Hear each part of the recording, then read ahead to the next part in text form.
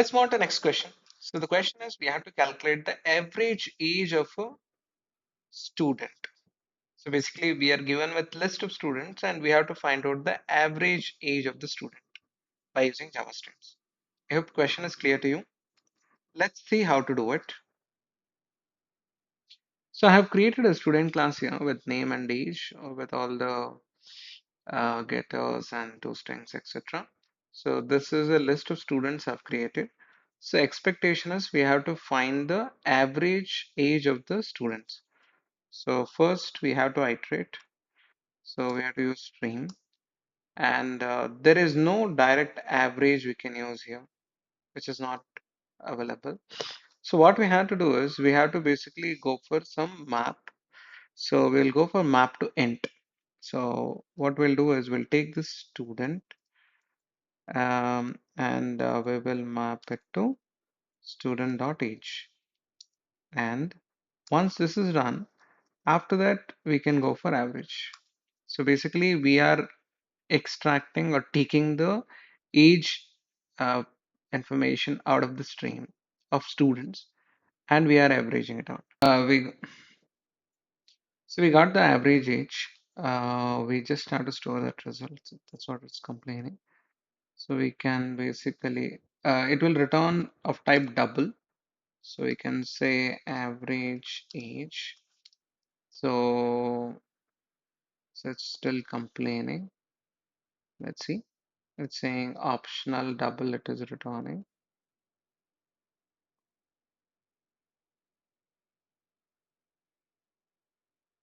So why it is complaining optional double is like whenever we do this average, right? If you see, it will return the optional average. So it is saying there may not be result also. So for that, what we have to do is or else we have to use. So what does it mean is let's say for some reason we have not got any result. Maybe ours, I mean the whatever the list of ages we are getting here, right? For some reason, if it is empty and we are not able to get the average value, then what we are saying is return zero from here. So once that is done, so here we can print the result, average age. So if we just go with average, so what it is saying is it can be optional. So we are handling like let's say if the age is empty, if it is not able to basically get the average out of it, then return 0.0 as a default value.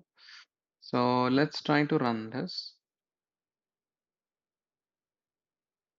So you can see it is printing the average age of the student.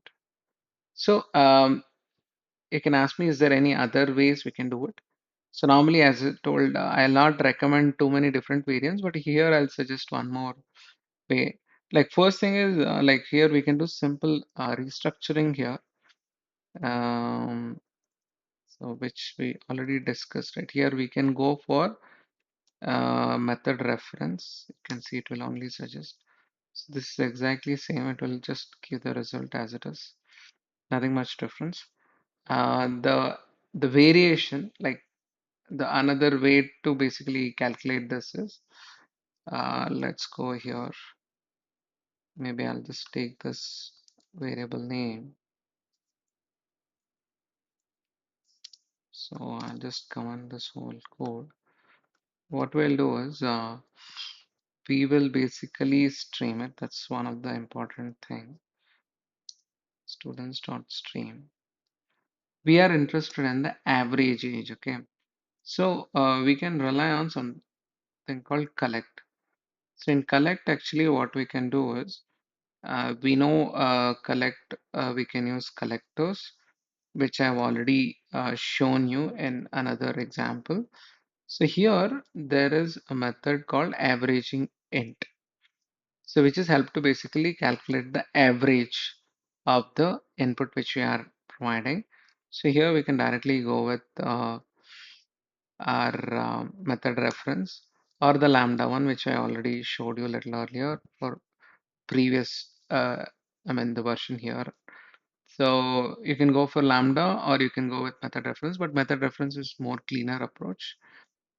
So let's run this. So it's printing the average. So I hope you understood. What we are doing is we are just streaming and we are using collectors.averagingInt and we are passing this student stream to that and we are calculating the average out of it. And normally what I would recommend is whenever you're practicing, right? So don't just restrict to, for example, averaging int here.